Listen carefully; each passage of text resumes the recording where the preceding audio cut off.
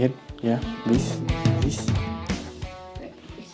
Tātad Sigita, grāmatvedības uzņēmuma Kamelota īpašniece, dibinātāja arī, ja? Jā. Karstasinīga augstumpeldžu entuziaste, kā arī BNI CAP grupas prezidente. Tieši tā. Un savas dzīves inovatori. Jā. Ko tu nedari, ne? Reizēm es saņemu tādus komplimentus, jā. Tagad čau, paldies, ka tu piekriti pie šī mana kārtējā gājiena ar kādu parunāties. un es ceru, ka mums ies interesanti, jo es zinu, ka mums ies interesanti. Tātad pastāsti, Kamelota šogad ir sasniegusi 1 miljonu apgrozījumu. Jā, 23. gadu mēs pabeidzām ar apgrozījumu jau virs 1 miljona. Un ko tas nozīmē priekš cilvēkiem, kas nesaprot, kas ir atšķirības starp, pieņemsim, uzņēmums, kas sniedz servisu, un uzņēmums, kas nopērk kaut ko un pārdod? Ko tas nozīmē? Jā, uz šo 1 miljonu es gāju ļoti ilgi. Ne tikai es, bet mans kolektīvs gāja ļoti ilgi, tie 22 gadi. Grāmatvedības uzņēmums Kamelota ir dibināts 22 gadus atpakaļ. Un tad es teiktu tā, ka mēs likām Lego klucīti pie Lego klucīša, lai sasniegtu savu augstāko pašlaiku šodienu rezultātu. Bet grāmatvedībā tas nav vienkārši, jo mēs nevaram izrakstīt rēķinu pa 500 000. Ja? Mums ir mazie rēķini, mazliet lielāki rēķini. Ir arī varbūt par pāris tūkstošiem, bet tas ir liels darbs, lai šo sasniegtu. Cik jums tagad ir apmēram klientu bāze? Uz doto brīdi klientu skaits ir robežās virs 250. Jā. Es esmu viens no tiem. jā, un es esmu ļoti priecīga par to. Un tā mūsu izaugsme ir augusi katru gadu uz augšu, uz augšu. Tā mēs esam strādājuši. No kādām nozarēm jums ir pamatā? Es teiktu, mums ir visdažādākās nozares. Protams, ir būvniecība, sabiedriskā ēdināšana, autotirzniecība, autoservisi, dažāda veida pakalpojumi, prakses ārsti. Visu, ko var iedomāties. Okay, tad jūs esat plaša aspekta grāmatveži. Jā, un tāpēc mēs arī, es teiktu, visām krīzēm esam Viss kārtībā, neuztraucies. Nedzirdēs.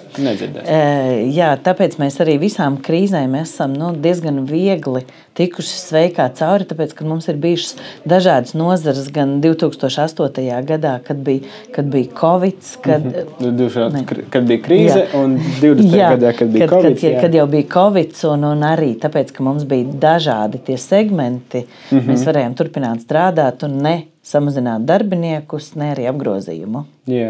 Tā jau parasti arī visi, cik es klausos, miljonāri un investori arī saka, ka tev vajag tomēr tā sola sadalīt pa dažādiem groziņiem, dažādas nozares, lai tu vienmēr tiktu cauri. Un forši, kā tev radās tā vispār ideja, jo tu esi gan dibinātāja, gan īpašniece, un viss ir nosacīti tavs.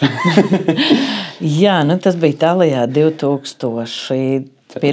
gadā, 2001. gadi, jā, šogad būs 23 gadi. Jā, kad es strādāju citā grāmatvedības birojā, mēs ar manu līdziepašnieci, kas man bija līdz šim, izdomājam, ka mēs gribam strādāt savādāk, varam pašas darīt.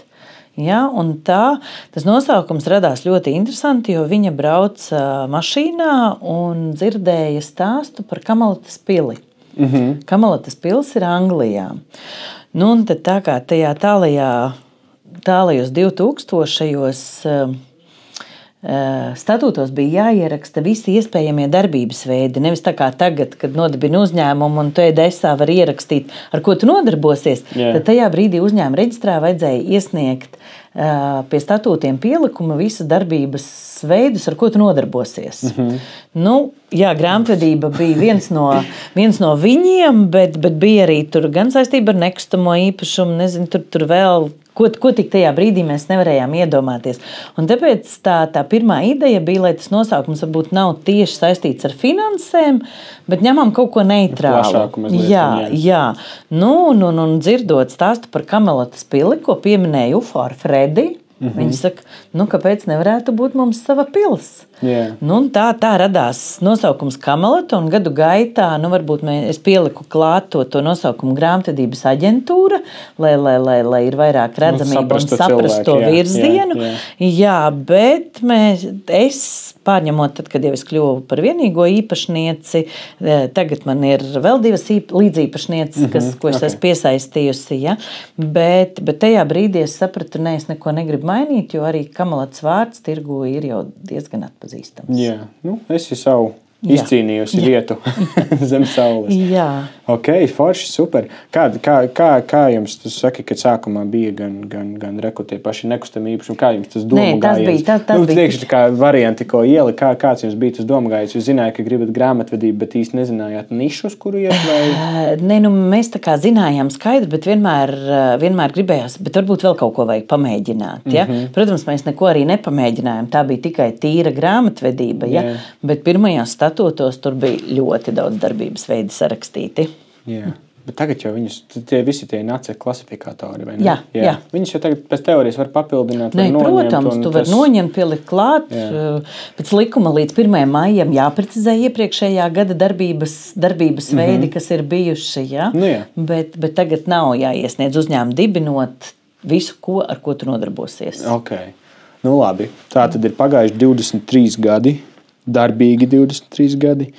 Kas varbūt ir tās pirmās, 3 lietas, kas tev ļāva, uzbūvēt tos pamatus uzņēmumam? Kā?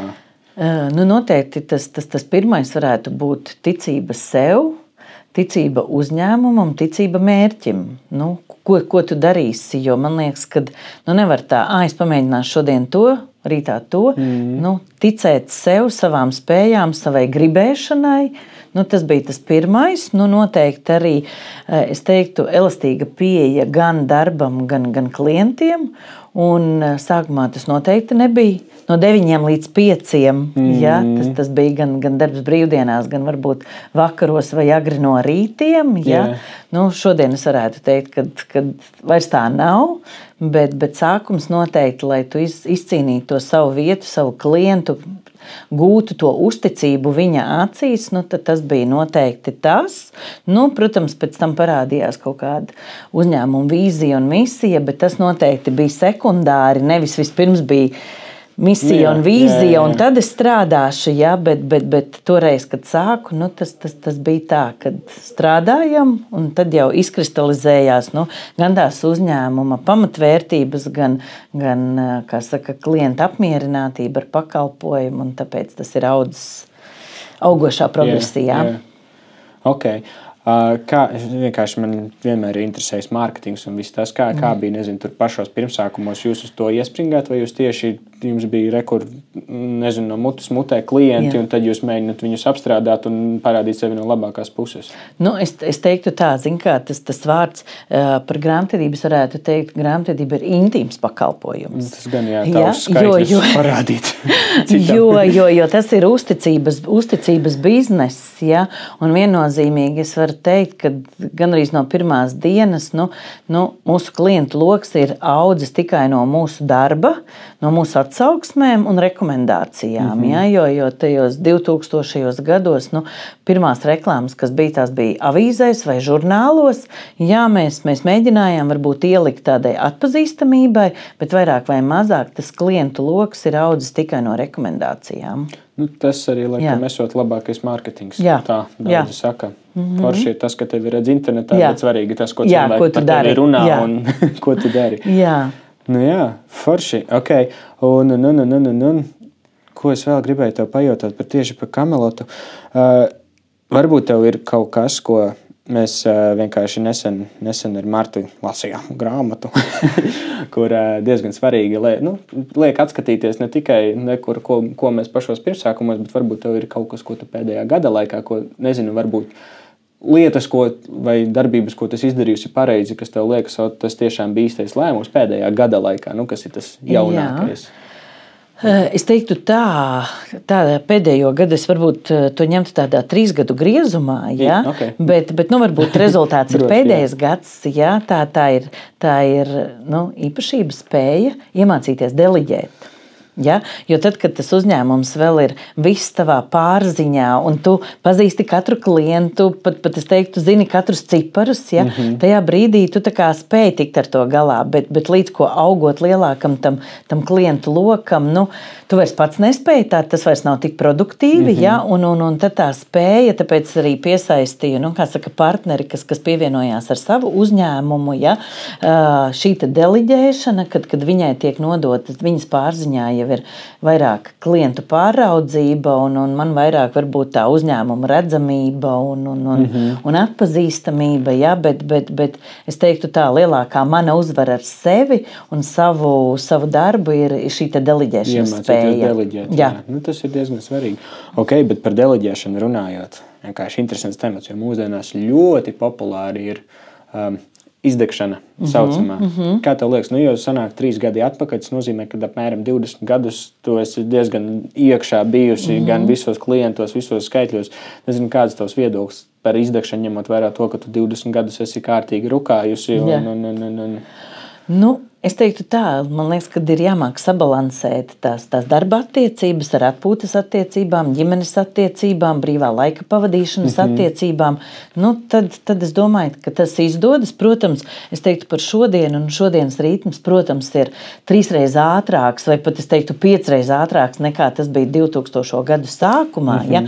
Tāpēc nu, jāmāk pateikt, kur ir robeža. Ja, piemēram, nu, ir varbūt klients, nu, arī mums ir gadījumi, kad klientam varbūt vajag brīvdienās kaut ko atbildēt vai ko, bet ja viņš uzzvana un viņš neatsūta man ziņu, es nereaģēju uz šo te zvanu. Jo tikai tad, ja viņš ir atsūtījis, nezinu, WhatsApp ziņu vai īsziņu, nu, ka man ir nodomi, kādā jautājumā, tad es varu izvērtēt, nu, cik tas ir degoši vai svarīgi no manas konsultācijas puses, tad jā, bet brīvdienas ir brīvdienas, mēs vairs tā nestrādājām kā kādreiz.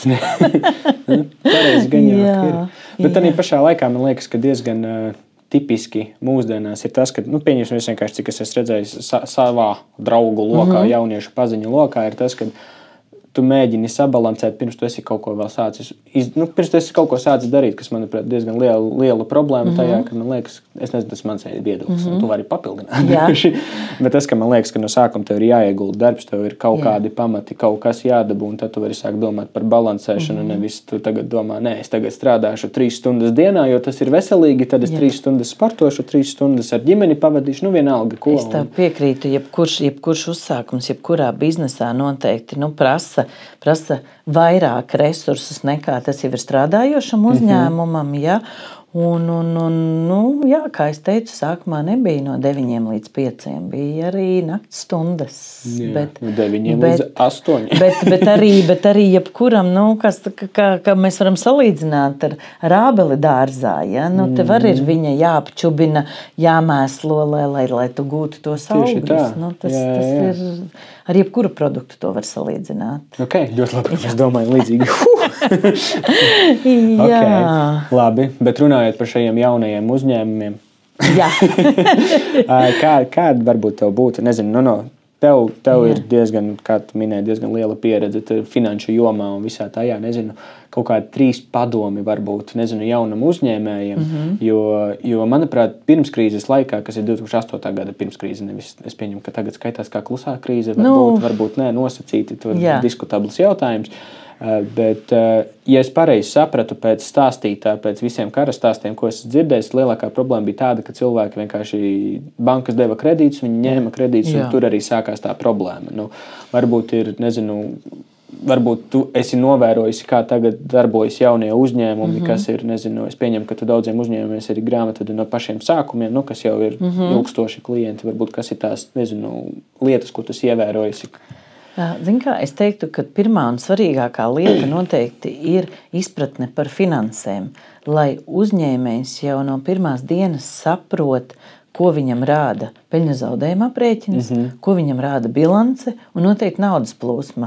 Jo tāds varbūt atgadījums no manas pieredzes, kad klients teica, Sigita, man ir peļņa, bet kur ir mana nauda? Ja? Jo reizēm ir jāizskaidro, kad viss bilances aktīvs, tā ir tava nauda, ko tu vari pārvērst naudā. Ja? Nevienmēr tas, kas ir kontā, tas ir peļņas zaudējuma aprēķins. Ja? Un es noteikti teiktu, kad jaunie, bet es teiktu, kad jaunie uzņēmēji ir izglītotāki nekā tie bija 15 un 20 gadus atpakaļ. Ja? Viņiem arī ir interese par to, ko tie cipari nozīmē, ko viņi atspoguļo, ja? Un noteikti tas palīdz pieņemt lēmumus un izsakot uzņēmumu finanšu veselībai. Ja? Tas ir pirmais noteikti. Es teiktu, kā tu pašā sākumā pieminēji, tā risku pārvaldība. Ja tev ir vairākas biznesa nozares, tad varbūt tiešām sadalīt vairākos uzņēmumos, nevis turēt vienā, ja?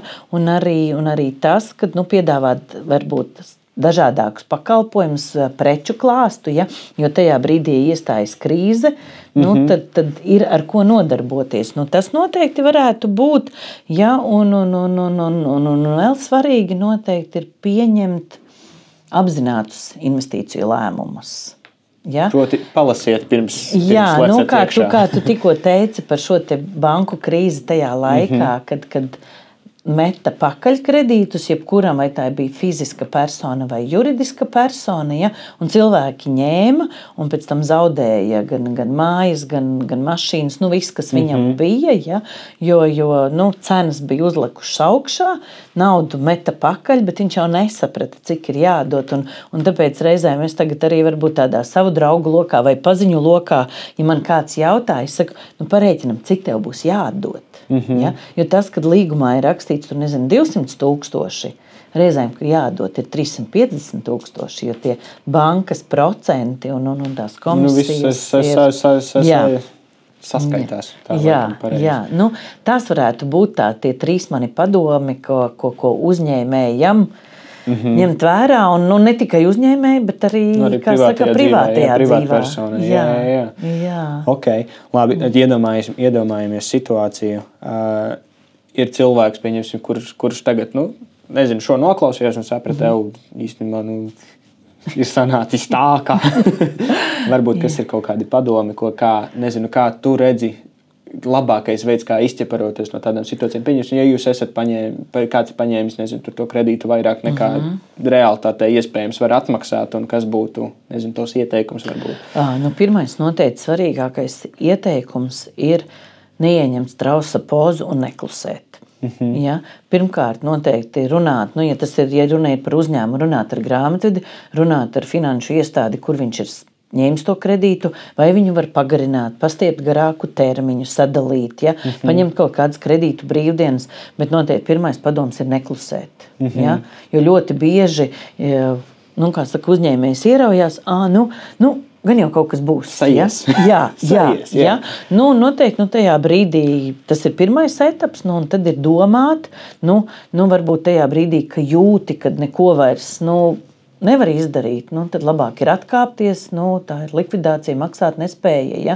Bet nevis vilkt garumā un veidot to negatīvo savu kredītu vēsturi. Tas ir tas noteikti. Un pieņemsim privātpersonai? Privātpersonai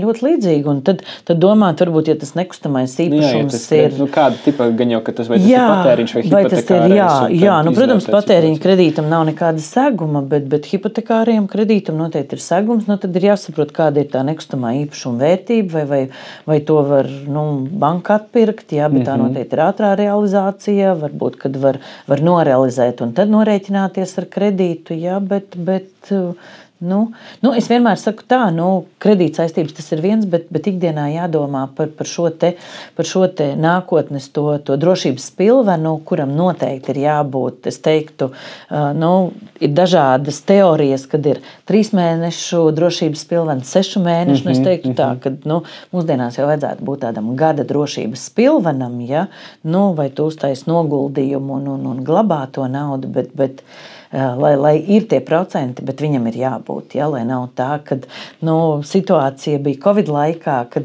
es atceros precīzi tos datumus, 12. martā paziņoja, kad arī Latvijā ir šī Covid situācija un visu apstādina. Un mums 15. martā zvanīja klientu darbinieki un jautāja, kad mēs varēsim dabūt pabalstu. Tas nozīmē, ka cilvēki nav dzīvo spilvene, no algas līdz algai, un viņam nav bijis ne mazākais drošības uzkrājums nedienai. Redz, bet es domāju, ka tas arī, ka tu dzīvē, pieņemsim, tu saskaries, tu redzi, cik daudziem cilvēkiem ir tādas problēmas, un ikdienā jau tu arī domā, labi, nākošās algas. Tad es atlikšu nākošā, nezinu, pārdošu mašīnu, un tad gan es nolikšu, vai, tie paši arī pabalsti, kad viņi ienāca, lielākā daļa jau viņi notērēja, protams. Jo tagad beidzot es varu nopirkt sev tās botas, nekas, kad Covids, bez mazvē, Jā. Tas bija tas, tā ļoti izteikti. Tu varbūt, es nezinu, vari sniegt bezmaksas konsultāciju visiem klausītājiem, varbūt kas ir, kādas, nezinu, tās investīciju, nezinu, veidus tu tagad pieņemsim, kas tev pirmais ienāk prātā, ko tu varētu ieteikt, jo, kā mūsdienās ļoti populāri, cik mūsdienās, manuprāt, tagad jau pāris gadi atpakaļ bija kriptovalūta, un visi tur leca iekšā, nezinot nemaz, kas tas tāds ir, kas kur kā notiks, tur tam cena kāpj augšā, es arī lecu iekšā tajā, nezinu, mašīnā, vai kā mēs viņu varam dēvēt. Tad ir tie tipiskie, manuprāt, Amerikā ļoti tipiski ir tas indeksa fondi, kas ir S&P 500 un visi tie, bet arī pašā laikā es zinu, ka arī Eiropā un Ķīnā un viņiem katram savu indeksa fondi, kas vēl ir, man liekas, pēdējais, ko es dzirdēju, kas man likās diezgan sakarīgs priekš cilvēkiem. Tu vienkārši vari pasniegt savu viedokli, un tad tu saki, nē, Olaf, tu vari redzēt, ka tu neesi lasījis, tu kļūdījies.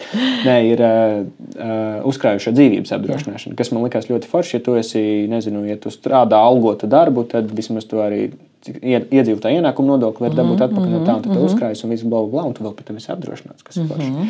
Un es nezinu, kas vēl.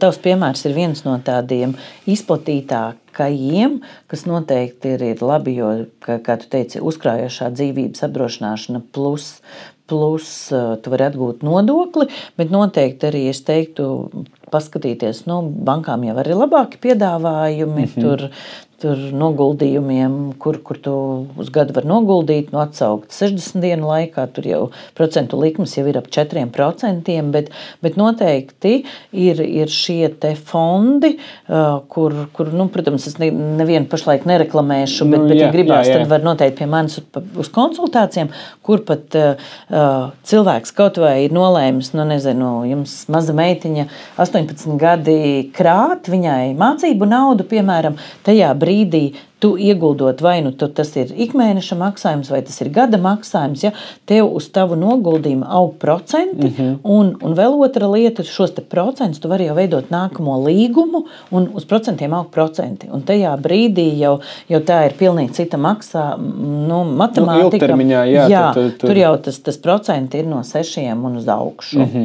Ja? Okay. Labi, kas varbūt procentuāli tev liekas tāda labākā, kas ir tāda optimālā procentu likme pieņemsim investīcijām? Jo es zinu, ka, manuprāt, nekustamības īpašumos, ja es pareizi saprotu, tad, kad tu 7-8 gados atpelni, tas esot ok. Jā. Iespējams. Nevar to atpelnīt. Labi, tas ir labi. 10 gados tas ir ok. Tā, kaut kā. Nezinu, kas varbūt tev ir tā.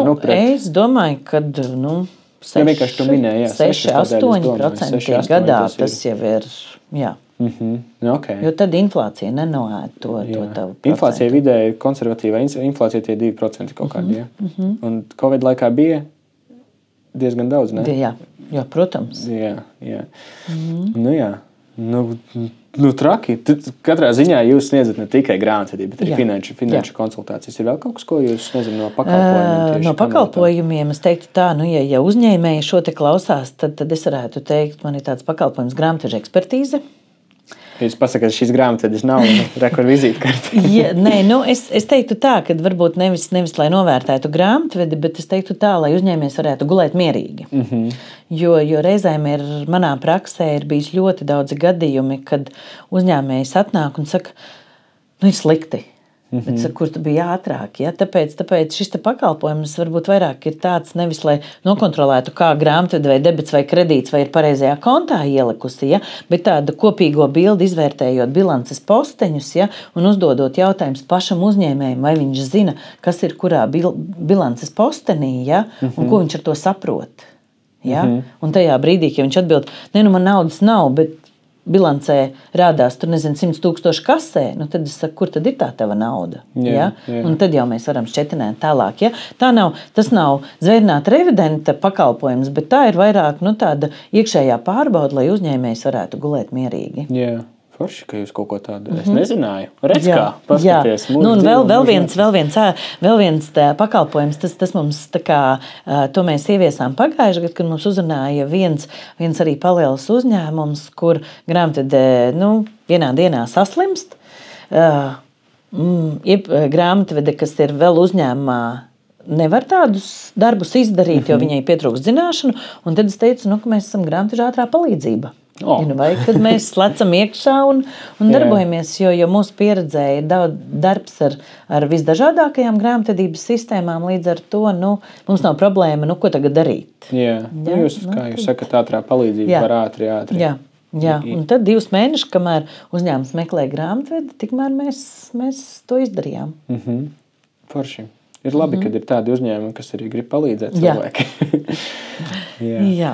Jautājums. Es nezinu, vienkārši tagad bija, manuprāt, kad uz gada beigām Latvijā vidam ir visas bilances, un es nezinu, ne bilances, bet uz gada beigām ir jāiesniedz visi dokumenti pareizi kaut kādi. Tātad gada pārskats ir jāiesniedz līdz 31. maijam par 23. gadu. Labi, līdz maijam. Kas uz gada beigām? Uz gada beigām nav nekas? Nē, jo deklarācijas iesniedz sākot no 1. maija, gada ienākuma deklarācijas, jā.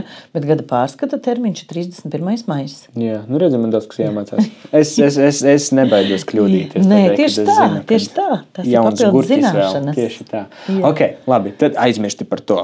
Jā, liekam jaunu bildi. Jā, viss, slēdz ārā kameru, viss slēdz. Nē, bet sākumā es minēju BNI cepu. Jā. BNI. Es zinu, kas ir BNI. Tu zini, kas ir BNI. Bet kā tu izskaidrotu bērnam, kas ir BNI? Tev ir ideja, kā to varētu vienkāršot? Jā, tā kā tu man uzdevi šo jautājumu, es par to vakarā aizdomājos. Un es teiktu tā, ja man atnāktu bērns un prasītu, kas BNI, protams, kā saka, viņš zina, ka mēs satiekamies, ka mēs iepazīstam, ka mēs palīdzam, bet es viņu tādā valodā teiktu, tas ir skolas Miķeļdienas gadatirdziņš. Tas ir labs, jā. Jo katrs atnāk ar kaut kādu savu produktu, citam tur, vai pats vai mamma tur ir, taisījuši kaut kādas cepumiņas, cits tur nāk ar čipšiem, cits tur nāk jau ar, kaut kādiem ziepju gabaliņiem, ko pats taisīs, ja? Un tad es teiktu tā, BNI ir bērnu valodā tāds Miķeļdienas gadatirdziņš, jo katrs grib reklamēt savu produktu, grib pārdot un grib iepazīties ar cilvēkiem. Yeah. Un tas ir tas, kas ir mūsdienu biznesa pasaulē, Business Network International, jo es jau darbojos BNI CAP no pirmās dienas, tie jau 1. martā. Skaities kā dibinātāji. Parīt būs 6 gadi.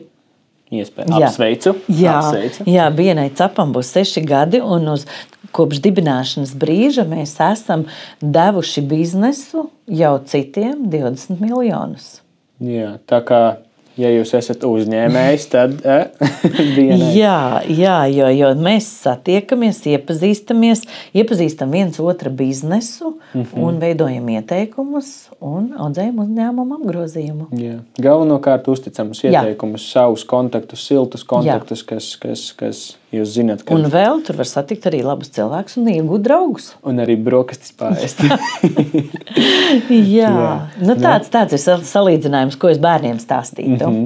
Ok, BNI, es zinu, ka man liekas, ka Rīgā ir vairākas grupas, loģiski pa visu Latviju ir arī globālais BNI, tur BNI, kāds varbūt to par pašu BNI pieaugušo valodā, vai pastāstīt, kā, cik liela tā, es nezinu, ne industrija, kas skaitās, es nemāku definēt, kas BNI skaitās kā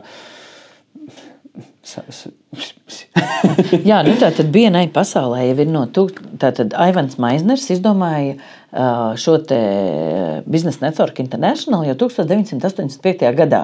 Tu biji dzimis jau? Nē. Nē, redzi, tas tā tad ir pirms tavas dzimšanas. Es jau biju, man bija 11 gadi tajā brīdī, jā, un uz doto brīdi pasaulē, man liekas, ka uz doto brīdi ir vairāk kā 11,000 grupas, kas apvieno tur vairāk kā 300,000 cilvēku, jebkurā vietā, Ņujorkā, Austrālija, nezinu, Vācija, izvēlaties, kur gribās. Jā, jā un Latvijā tas ir no 2015. gada. Jā, drīz varēs svinēt 10 gadus, un uz doto brīdi ir 12 grupas, kur mēs tīklojam ne tikai savas grupas ietvaros, mēs tīklojam arī starpgrupu ietvaros, mēs organizējam starpgrupu tikšanos, ir dažādu nozaru starpgrupu tikšanās, ja, jo man liekas, ka ar šo te BNI var arī nomest to saucamo, to plīvuru par to, ka nē, es tev nestāstīšu, ar ko es nodarbojos, un man ir... Nedod Dievs nozagsi manu ideju. Jā, bet es teiktu arī nozares ietvaros mēs viens otru varam papildināt gan ar zināšanām, gan apmainīties, kaut kādu pieredzi, varbūt viens otram ieteikt klientus, ja, ko es varbūt neapkalpoju, tā nav mana sfēra, ja es varu iedot kādam citam grāmatvedības birojam, ja, bet tajā BNI grupas ietvaros, mēs varam izmantot viens otra pakalpojumus, preces, ja, ieteikt saviem draugiem, kolēģiem, tālāk klientiem. Ja.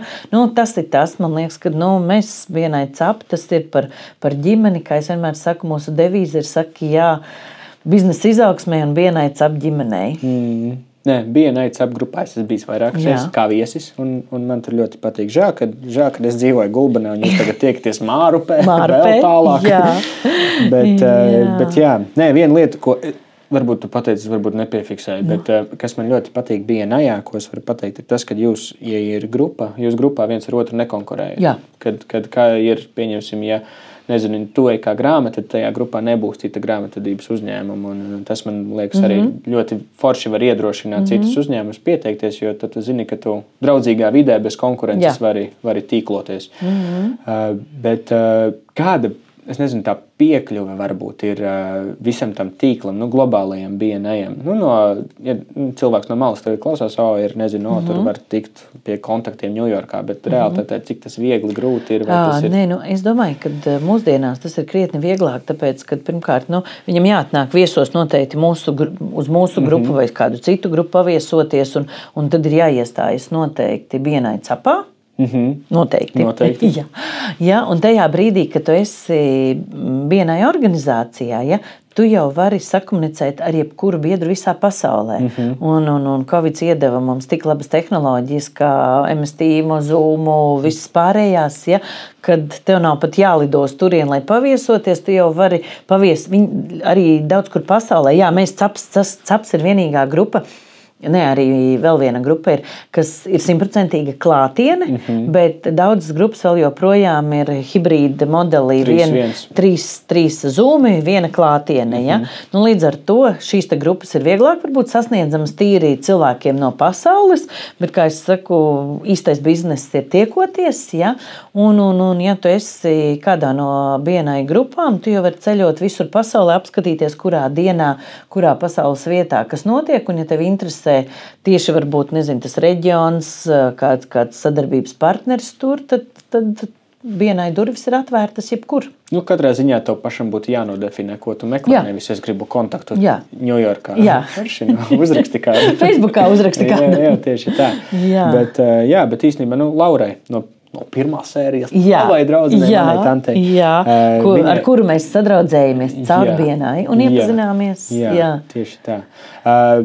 Viņai ir, manuprāt, viņiem vienkārši tuvākais cilvēks, kur es zinu, kurš viņa no Austrālijas dabūja savu un viņa pat runāja Austrālijas radio. Jā, tieši tā kā iespējas ir plašas. Un vienalga, kad, ja kādreiz mums likās, ka mēs esam mazie latvieši, tas beidzās ar internetu. Jā. Bet BNI capā, tu tagad esi prezidente. Jā. Prezidente. Kur tev žetoniņš arī kaut kāds? Jā, man ir vārda karte ar uzrakstu prezidents. Kādi ir varbūt tev tie, nezinu, pienākumi, jā, kas, kā tu atšķiries no parastā mirstīgā biedra?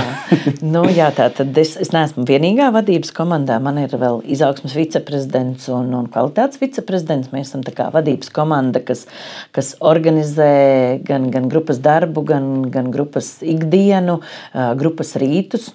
Šodien vēl jāpabeidz prezentācija, jo rīt no rīta ir BNI aprīts.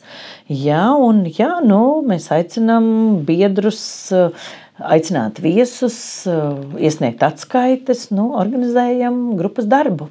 Jā, lielos vilcienos palīdzat grupai augt un dzīvot. Un veidot biznesu. Jā. Okay. Cik jūs esat grupā biedri? Uz doto brīdi mēs esam 45. 45. Bet gribam vēl. Gribat vēl? Nepietiek, jā? Mūsu mērķis ir līdz 55 biedriem. Okay.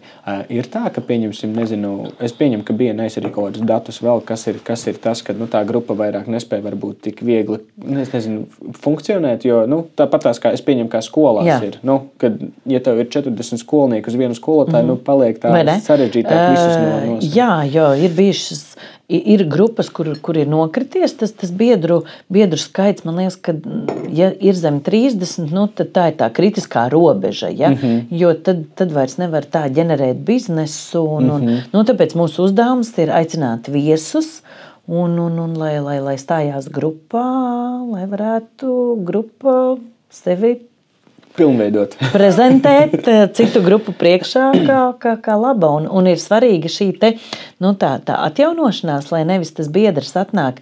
Mans mērķis ir nevis tas biedrs atnāk uz gadu un pēc gada visi eju projām, bet šis ilgtermiņa dalība. Ja, tā kā tu 6 gadi un uz augšu. jā, un mūsu grupā tas ir diezgan izteikti, kad mēs esam ļoti liels skaits cilvēku, kas kā saka, kuram jau ir ordenis ar vienu mazo akmentiņu, ko nozīmē, ka, ja tu esi BNI ilgāk par 5 gadiem. Jā.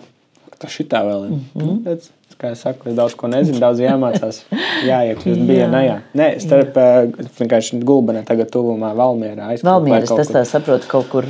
Kaut kas lēnām top, kaut kas bīdās, bet tādēļ arī svarīgi, manuprāt, popularizēt, kas ir BNI, jo diezgan bieži cilvēkiem dzirdot no malas, manuprāt, daudziem uzņēmumiem liekas, pirmkārt, man nav laika tam. Un sekta. Un sekta arī ir, un visi visādi vārdi ir, bet galu galā kāds ir, es nezinu, varbūt tu vari padalīties, kas ir, tas biznes, ko tu iegūsi, vai tas, ko tu esi devusi, kaut kādi aptuvenies. Tu minēji. Jā. Es tev pastāstīšu. Kopējo, jā. Es teiktu tā, ka grāmatvedības biznesa BNI nav vienas dienas biznesa. Tas nav tā, ka es, piemēram, pasūtu kūku, šodien es pasūtu, man nauda atnāk. Ja? Grāmatvedība, tas ir runāšana, pārliecināšana. Protams, tajā brīdī, ja es paņemu kādu jaunu klientu, kas man ir nācis no BNI, es vienmēr saku tā, man nav svarīgi paņemt no tevis naudu, man ir svarīgi tev ieviest sistēmu, lai tu būtu apmierināts, lai mēs ieviestu kaut ko jaunu. Un, protams, šodienā, kas modernākais vārds ir digitalizācija. Ja? Un es teiktu tā, ka tāpat kā manā uzņēmuma darbībā, jo arī šie te BNI biedri un arī citu grupu biedri, kas ir kļuvuši par maniem klientiem, ir veidojuši Kamalatas apgrozījumu. Ja? Un uz doto brīdi, es teiktu tā, ka, vidēji 10 līdz 12 tūkstoši mēnesī apgrozījuma daļu sastāda BNI biedru bizness, kas ir mani klienti. Tas ir diezgan daudz. Tas ir daudz, jā. Bet tas ir darbs gadiem. Kā tu saki, tieši tā, tas ritenis ir jāiegriež, un ka viņš iegriež, tad jau liekas viss daudz elementārāk, plustošāk, bet smago darbu, kas sākumā ieguldīs, daudzi piemirst.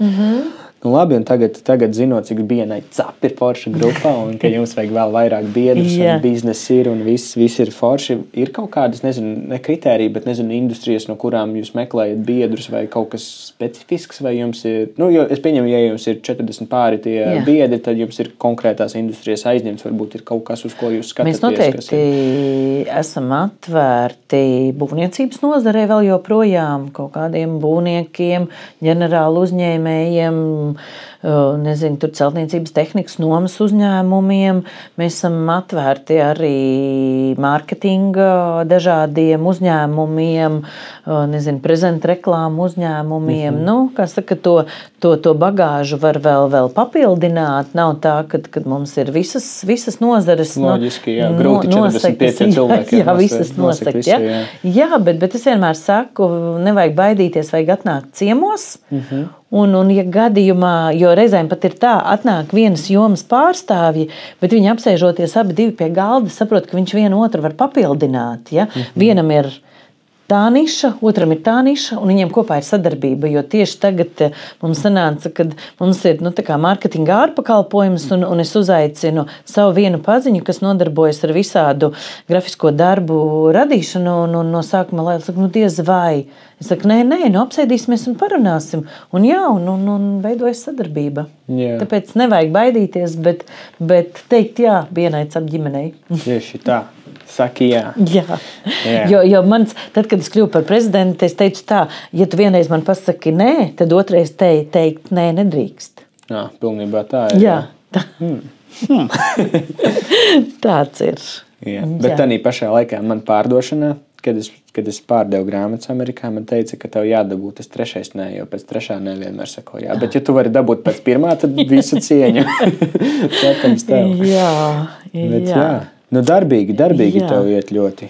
Vispār, jo bez BNI, bez kamelotas, bez visām naudas lietām, tev ir arī savi hobiji, kas ir ļoti labi. Un tā tagad, cik es saprotu, ir zemledus peldēšana. Ziemaspēlde. Zemledus negrib peldēt? Bišķi par ekstrēm.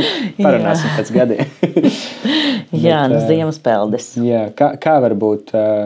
Es nezinu, vienkārši es zinu to, ka es vienmēr esmu sapņojis un vienmēr atlieku, prokrastinēju. Jā, saku, ka tā kā būs māja, tad gan man būs tur vanna ar ledu un tad es iešu. Bet es nezinu, kad bija pirmā reize, kad tu vispār, jūlu čoliņģi saprati? Pirmā reize, tas jau bija jau vairāk kā 5 gadus atpakaļ. Jā.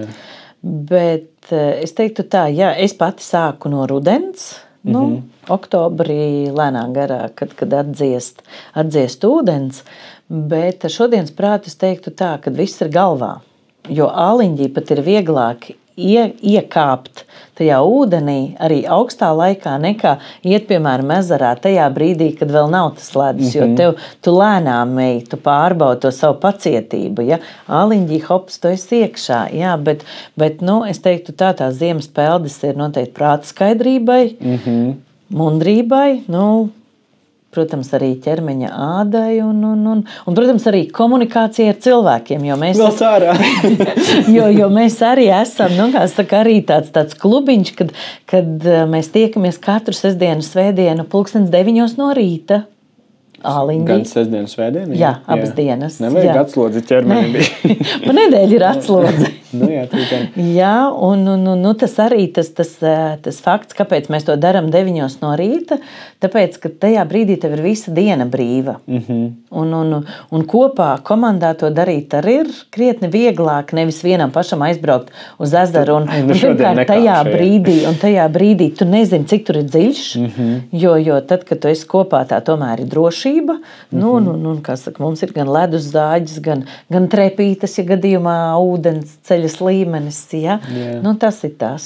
Bet, ja kāds grib pamēģināt, es varu iedrošināt. Jā, tad zvans Sigitei, viņiem ir grupa. Sestdien, jā. Bet atkal, es svētdien būšu Rīgā atkal. Ļoti labi, 9:00. O, Jēzus. Tā ir man liela mute, es parasti šitā sanāk kaut kādās. Bet jā, nē, zemledus peldēšana, tas ir baigi feini, tā ir āliņģi Ziemaspēldes. Piedod zemledus. Nezinu, kādēļ man gribās zemledus līst, bet zemledus makšķerēšana ir. Jā, bet peldēšana jau arī ir. Bet tas ir drosmīgi. Tie ir. Bet, kā tu teici, tas ir arī veselībai, ne tikai mentālai, bet arī fiziskai veselībai ļoti labi. Un mentālai veselībai man vispār patīk tas, kad arī par to pārdegšanu saucam. Un tagad, manuprāt, Marta klausījās Elīna Dīdriksone. Es varbūt dzirdējusi par tādu sievieti Latvijas tirgu. Diezgan iespējīgi, viņa jaunieta un ko viņa sasniegusi uz visu cieņu. Bet tas, kad viņai, es domāju, ka diezgan liels stress ar visām atbildībām un visu to, un kad vispār tā fiziskā slodze ir kaut kas, kas tev var palīdzēt. Ja tu jūties ļoti stresa pārmākts, Tad, jo pieņemsim tāpatās kā arī ar ziemas peldi, tad, kad tu ieliec tajā ūdenī, tev nav laika domāt par to, bļāmēdz, to atskaiti. Tur galvenais ir ar prātu elpot. Kristalizējas, tu saproti, kas ir svarīgi elpot. Tev ir jātiek ārā arī kaut kā. Cik ilgi jūs parasti esat zem?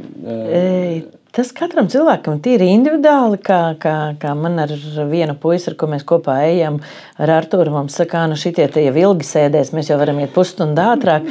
Es personīgi sēžu no 5 līdz 8 minūtēm, atkarībā no garastāvokļa, kā jūtas mans ķermenis. Tas ir tas. Bet ir, kas sēž varbūt minūti, 3 minūtes, tas ir katram tīri individuāli. Kā ir, pieņemsim, tu zini, ka tev, pieņemsim tās 5 līdz 8 minūtes, tev ir kaut kas, kad, nezinu, to ķermeni saka, kad pietiek, vai tu vienkārši saproti, patika, pietika. Jā, varbūt ir arī, tiek kontrolēts, tā kā laiks pulkstenī, jā, bet tas ir pēc sajūtām, jo ir dienas, kad var nosēdēt 5 minūtes, bet citā dienā, kad, nezinu, spīd saulīte un ir foršs laiks, un ir sevišķi, ja vēl ir kāda saruna, ja, tad laiks skrien nemanot. Kā ir, pēc teorijas ielicot iekšā loģiski, ja tu strauji ieliec, neesi gatavojis tam līdzīgi, tev ķermenim ir stress un vispārējais, bet ja tu, pieņemsim, ilgstoši sēži, pieņem, ka ziemā ūdenī sēdēt tur stundām ilgi nav diezko veselīgi, jā, bet kas ir kaut kas, nezinu, ko tās vadlīnijas jums arī ir, nezinu, vai jūs vienkārši paši uz savu čuju ņuhu? Jā, kā saka, mēs man liekas, ka mums nav neviens tāds, kas tur, protams, katrs ir kaut ko lasījis par Wim Hofa metodēm, ja, un vēl visādi informācija, bet tas ir tīri iekšēji. Ja, jo es teiktu, viss ir galvā. Ja, jo tev ir pats svarīgākais, iekāpjot tajā āliņģi, nomierināt elpu. Jo līdz ko tu nomierini elpu, tu jūties komfortabli un baudi.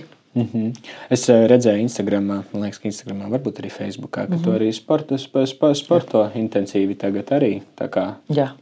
Kā tev tas, nezinu, tu savā dzīves laikā, nezinu, ja tu esi periodiski sportojusi, vai tev tagad pēdējā brīdī uznāc tāds, labi. Es varētu teikt, sportojusi visu savu dzīvi, sākot no skolas laikiem ar visiem iespējamiem, nezinu, vieglatlētikas sporta veidiem. Mans skolas sporta veids ir bijis volejbols, jā, un varbūt, jā, finanses, bet īstenībā tad, kad es beidzu vidusskolu un stājos augstskolā, es arī iestājos un mani uzņēma mācīties fiziskās sagatavotības skolotājs. Katram grāmatvedim būtu jāzina.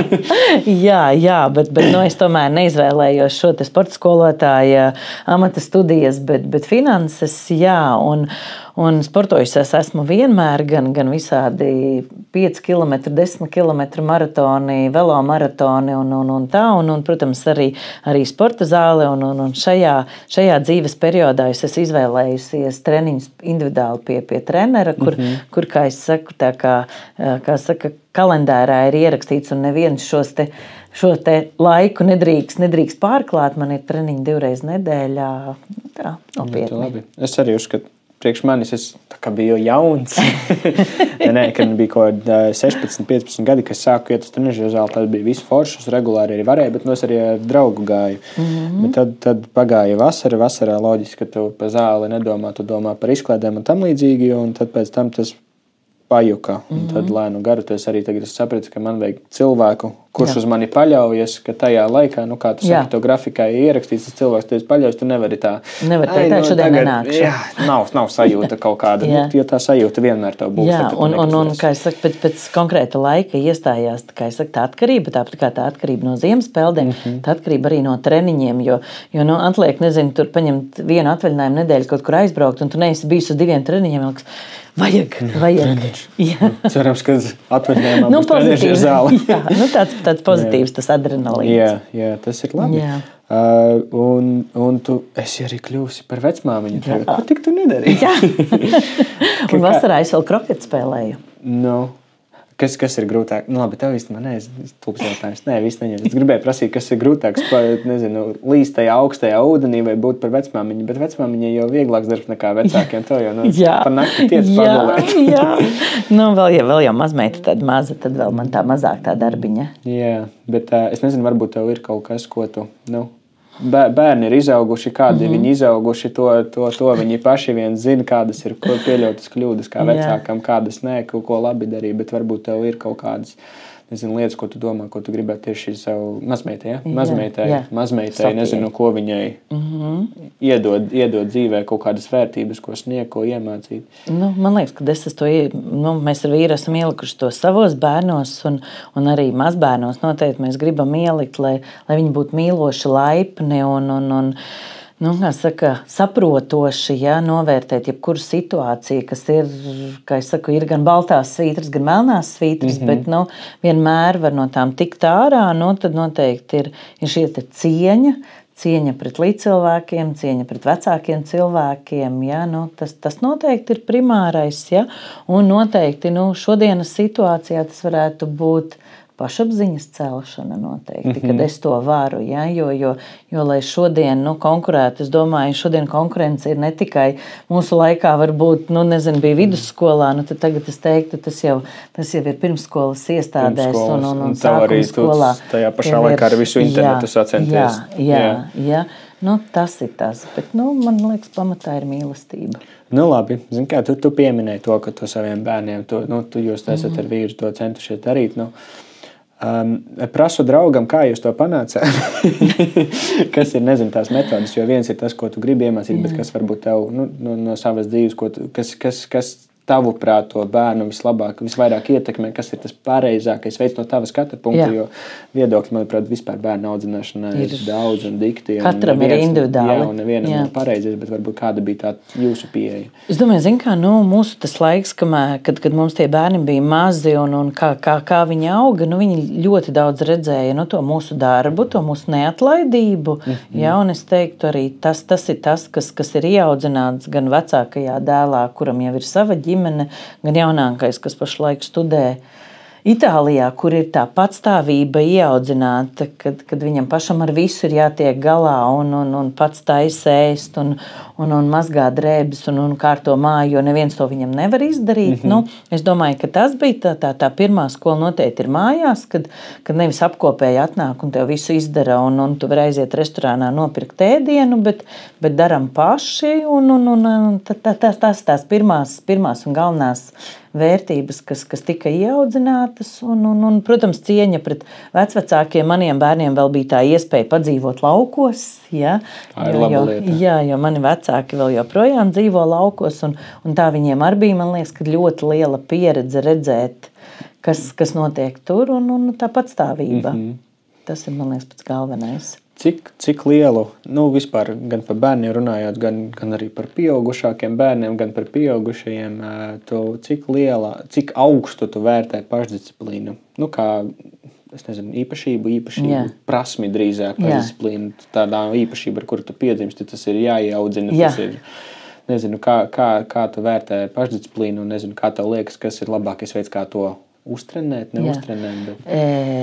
Es to, protams, tikai no tā sava skatu punkta, un es domāju, arī mana mamma un tētis man tā kā ieaudzināja. Es vienmēr arī saviem draugiem, kas man lūdz padalīties, es teiktu tā pašdisciplīna jau sākās no pirmās klases, es pat teiktu, varbūt pat pirmsskolā, ka tajā brīdī, kad bērnam ir uzdevums, nezinu, uzrakstīt tur kaut kādus burtiņus iemācīties, kaut kāda matemātika, viņam ir jāļauj pašam to darīt. Nevis sēdēt klāt un tagad rēķināsim kopā. Jo tajā brīdī tas bērns saprot, ka es varu paprasīt mammai, varu paprasīt tētim, bet jāļauj viņam pašam darīt, pašam kļūdīties. Ja? Varbūt saņemt arī netik labu atzīmi, bet viņš saprot. Ja? Jo tajā brīdī, kad viņam vakarā, tagad pārbaudam tavu dienas grāmatu, vai tu tur sarakstīsi, es vairs nezinu, vai dienas grāmatas, ja? Tas gan jau, ka jā.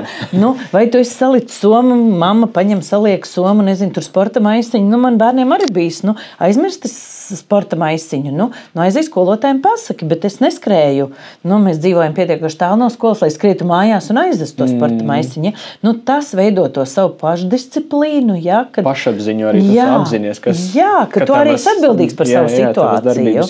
Jā, un tas, man liekas, ka ir tas primārais, nevis izdarīt to pakalpojumu bērnam, bet ļaut viņam pašam to darīt.